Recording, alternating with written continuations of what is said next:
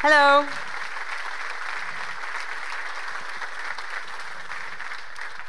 Thank you for coming. Thank you for being here. Are you people excited about fall? Do you like colorful leaves, scarves, pumpkin spice latte, maybe? Yeah, I love it, personally. Do you know what else is in autumn? Black Friday. So today I'm going to share a story with you about some war times with the team that I was working with last year. So maybe you can learn something from our story. So let's get started. Here you can see a bunch of buzzwords, TDD, XP, DevOps, clean code. These are words that always come up. People are talking about these at conferences like this. And although I enjoy talking about these in theory a lot, and I also like me some very good flame wars, but sometimes when you are talking about these only in theory, they are hard to grasp and the discussions can be unfruitful. So today I prepared something where you can see the application of some of these keywords through practice, how we do this at the company that I work for. So when things go south, I think people tend to just let go of the best practices that they know, and they seem to fall back to the old ways, to the ways that they know, that they seem less risky, that they are more comfortable with. But generally, I think these are the times when you have to hang on to the practices that you know, that the best practices that everyone shares, everyone talks about, and they will help you through get through those war times.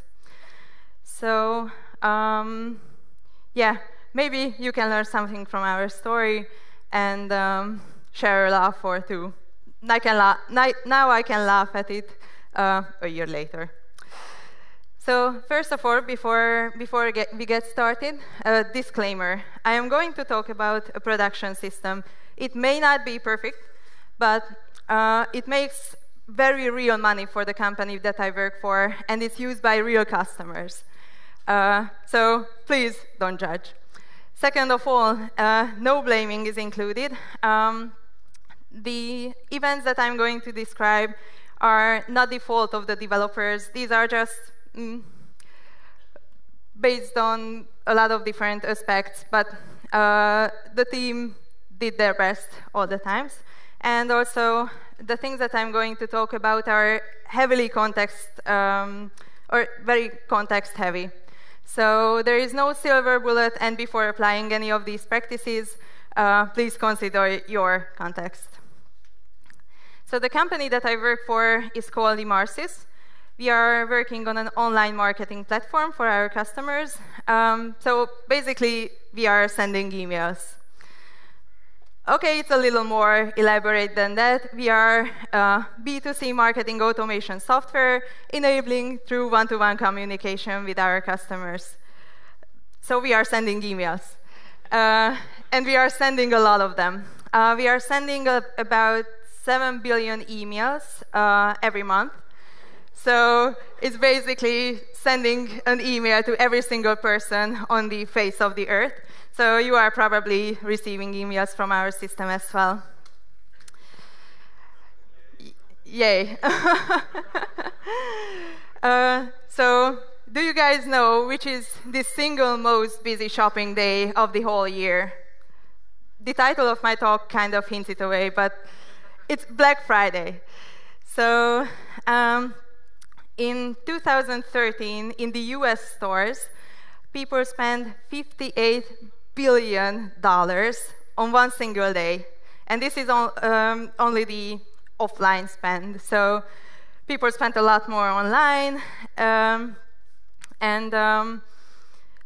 Basically, Black Friday is the day after Thanksgiving, and this is the official first day of the Christmas shopping season. So those $58 billion is 50 times the budget of Budapest as a city in 2016. So that's a lot of money, and you can guess that as an email marketing company, Black Friday is quite an important holiday for us as well. So last year, I was working on a product called Smart Insight. Smart Insight is basically a tool that helps analyzing the campaigns of our customers and their effects on the purchases of their customers. So if you get an email from, let's say, eBay, and you get an 50% off incentive in that, we can tell eBay how much money they made with that email. So basically, based on these results, they can filter for further user groups, and they can target them with their new campaigns. Smart Insight is a Ruby on Rails application. Here you can see our stack. It's not insanely huge, but it's quite big, and it's been around for, I believe, 4 or 5 years in our company, so a lot of people have worked on it. It has a little bit of legacy, and it has a lot of technologies mixed into this. So let's get on to the problem. As I believe around about every startup in Budapest and Europe and in the US, we were struggling with hiring engineers. And originally, the team who was working on Smart Insight moved on to another project before Black Friday, and they worked on something else for the previous 6 months preceding last year's Black Friday. So when they left off, the system was perfectly working. But in the 6 months when they were not working on this, the number of customers almost doubled. So basically, they didn't do any maintenance on the system, no new features, and we returned to Smart Insight just before Black Friday 2016. So this is how we started off. No maintenance work before Black Friday, number of customers doubled, and we didn't even expect what was coming for us. So, little side note, who has seen this movie, Dunkirk? Hands up. Did you guys like it? I enjoyed it a lot. Do you remember the timelines in the movie? There were, if you haven't seen it, there were basically 3 timelines which explained 3 periods of time. The first one was the air, which covered 1 hour. The second one was the sea, which covered the course of 1 day. And the third one was the mall, which covered about 1 week. My war story is little of a less importance, but I really like this time structure, so this is what I'm going to follow. I am going to talk about the problems and solutions in 3 time frames. The first one is the hotfix, which is going to explain the course of days. The second one is the infra, which is going to cover the course of a couple of weeks. And the third one is the code, which covers about 1 or 2 months. At every section, I'm going to explain the problem, our fix, and what I think the takeaway for us was from the story. So let's get started with the hotfix. So on a beautiful November morning, around 2 a.m., we were woken up by PagerDuty by quite an unpleasant fact. The UI of Smart Insight was unreachable, and we had a bunch of backend requests which couldn't be completed. Back then, the UI and the backend processes were UI and the backend was served from the same processes, and we had a 5-minute request timeout to begin with. So that's how we started off. We had quite a bunch of long-running backend requests, and on that particular morning, these backend requests couldn't be completed in 5 minutes. So campaigns that were supposed to be sent out got stuck in our system. So we had to fix them pretty quickly. Just to see the effect of Black Friday on our PagerDuty alerts, you can see that this is the summary of the number of alerts per week in 2016. You can see that during the year, we got some PagerDuty alerts every week, but week 44 is when Black Friday happened last year.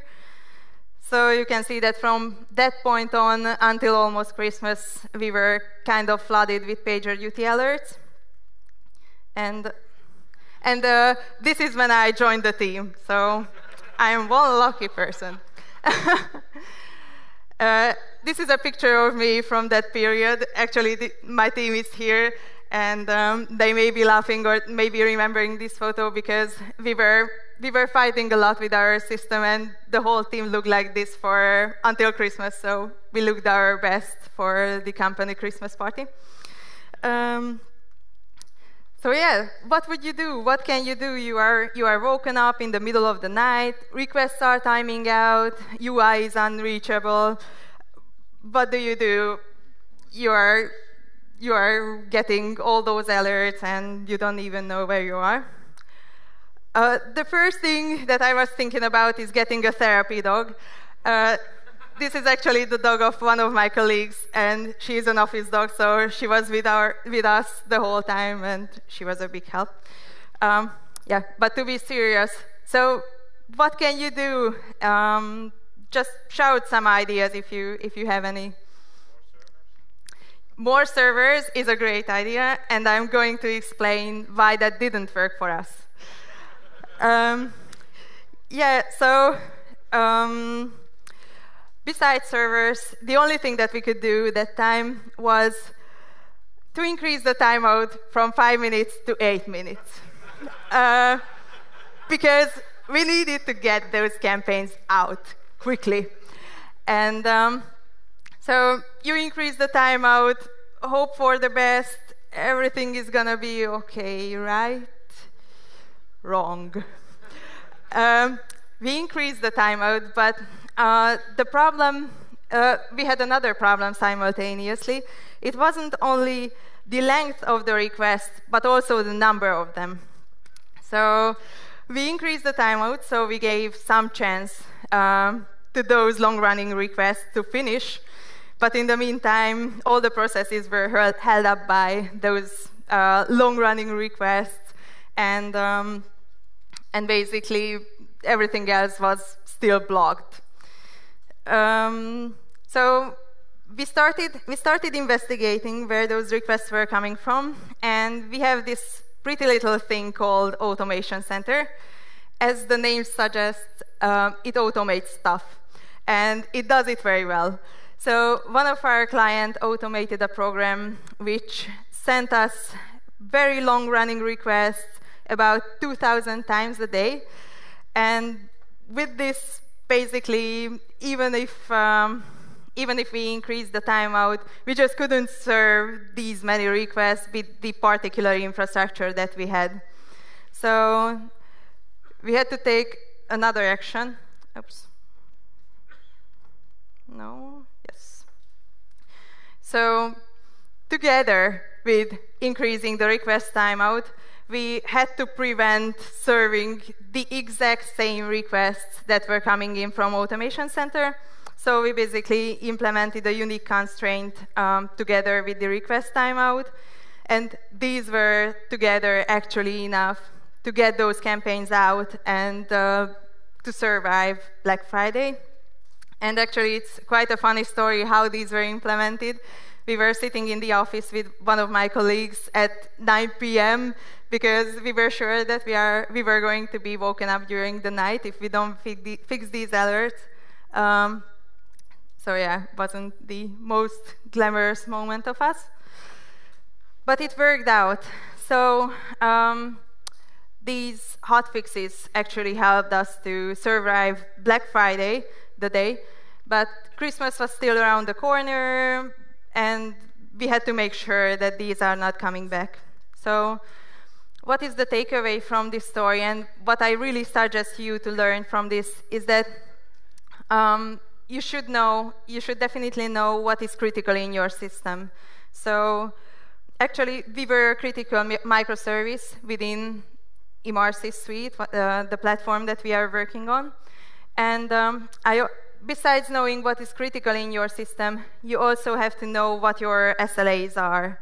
So put your hands to your hearts and tell me that you know the SLAs of the microservices that you are operating if you're doing DevOps. If you don't know your SLAs, ask your boss, ask your tech lead. You need to make sure, because in case something goes wrong, you need to know how much time you have to act.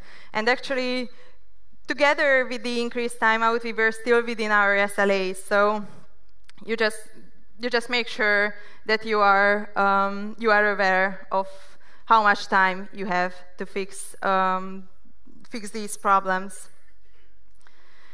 Oh, crap. So also have a plan. So if things can go south, they will go south. And you don't want to invent the wheel at 2 a.m. in the morning. So this is my second takeaway that I really suggest you to do. Know what's critical in your system and have an action plan for critical situations. At Prezi, my previous company, we had the Prio 1 playbooks. Here we have the alert guidelines. It doesn't really matter how you call them, but you just need to know what you want to do in case alerts hit you. And if you take one more piece of advice, don't code in the morning unless you absolutely have to. So this is actually one action that we always had with every team that I was working for. Energized work is one of the core principles of extreme programming, and you cannot be energized if you are coding at 2 a.m. So just get those alerts out, fix them with hotfixes, and the next day or in the morning you can fix them with your team. So that was the hotfix that helped us to survive the Black Friday, but we still weren't sure that we are going to be able to handle the traffic that we were supposed to get at the Christmas season. So the second part was fixing our infrastructure. If you were paying attention, you could have spotted some disturbance in the force. We had the 5-minute request timeout to begin with, and to compare it with an industry standard, Heroku terminates your requests after 30 seconds. And we couldn't even finish them within 5 minutes. So the reason why we couldn't scale up the services or the servers is that we were on internal infrastructure. And not only we were on internal infrastructure, we had only 2 servers behind our load balancer, and they were not managed by any configuration management. So when time came and we wanted to set up new servers, at first we had to work together with our sysTech team to get everything under control, put them in configuration management, and together it actually took weeks for our teams. So the way we fix the infrastructure issues is first creating the configuration management scripts. We used Puppet for this, and then installed new servers and deployed them to production. Actually, it's easier said than done. It was blood, sweat, and tears, because we were operating these servers together with our sysTech team, and some of us were responsible for this set of processes, the other team was responsible for the other set of processes, and there were just some things that we had to agree on before moving on and putting everything into Puppet. So one of the takeaways from this story is go to the cloud if you can. That time we couldn't, so yeah, that was a big pain point for our team, but if you can, go to the cloud. It's not a silver bullet, but so for example, if you are doing high-frequency trading, cloud is not the platform for you. But for most of the general web application, maybe you can consider moving to the cloud if you haven't. So don't operate your own servers if you don't absolutely need to. There is another thing that I recommend you to look into. If you haven't heard about this, the 12-factor app is a set of principles and methodologies that was set up by Heroku, actually. And this explains 12 factors of a scalable, robust, and reliable web application. So, did my team comply with the 12 factors? Almost. There was one factor when we didn't comply, and actually, this is the configuration management scripts. The second factor of the 12-factor apps is dependencies, and it not only states to declare the dependencies that your application actually needs, so writing your gem file and pinning every version that you are using explicitly, but it also extends to the actual servers that are running your web application. If you don't do this, your DevOps engineers can easily become single points of failure. So, for example, let's say that you are a team of 4. And those 4 people are DevOps engineers, and they know by heart what to do at 2 a.m. in the morning when they are woken up that one of these servers had to be restarted. They know what processes to start up, with what configuration files to use, and they are doing everything manually at every restart. One of those people gets hired to Facebook, the other one goes to another team, and one of them gets sick. And then you are having a single point of failure with one developer who knows how to start up the service, which can be pretty bad. And of course, it wasn't us. It was a friend of mine. It wasn't the team that I am talking about right now. So yeah, 12-factor app and the cloud, consider those, and I really recommend looking into. Even if you are not running your services in the cloud, examining your server from the 12-factor app point of view can be very useful for you. So now that we got the hotfixes out of the way and the infrastructure fixed and scaled up, we only had one thing to do, and it was to make sure that these problems are never coming back again. And even if you can scale up your services, it can be expensive. It's not that convenient at the end of the day. So optimizing your code and making it more scalable is also a very important part in this story. So I mentioned that all the UI and the backend processes were served by the same web server, so the same processes. We didn't make any distinction between the UI and the long-running backend queries. So we decided to completely re-architecture the whole thing that we were running. So we wanted to make sure that the UI never gets taken down when there are long-running backend requests, and also we didn't want to worry too much about those backend requests as well. So we decided to put backend workers into production and run the long-running backend queries on those workers and serve the web requests from the web processes. It was a huge work because we had to change the way our application was working without changing the API and without breaking everything for our customers in the Christmas season. So as it was a huge work, it just couldn't be deployed into the wild, hoping for the best. Even if you are doing TDD, extreme programming, all that jazz, you just cannot make sure that nothing is going to break in your system. So what we did, and what I recommend you to look into, is dark launches. Dark launches were actually, I believe, first used by Facebook, and A dark launch is basically the process of deploying your code into production, your new features into production, without ever releasing them to the customers. So they are running in production. You put them behind feature switches or flippers. You can acquire logs from it. You can see how they perform, but you don't release it to the customers because you just first want to make sure that they are up and running and performant as you expect them to be. So this is actually what we did. We were running the old synchronous way and the new asynchronous background worker way in parallel with each other for a couple of weeks.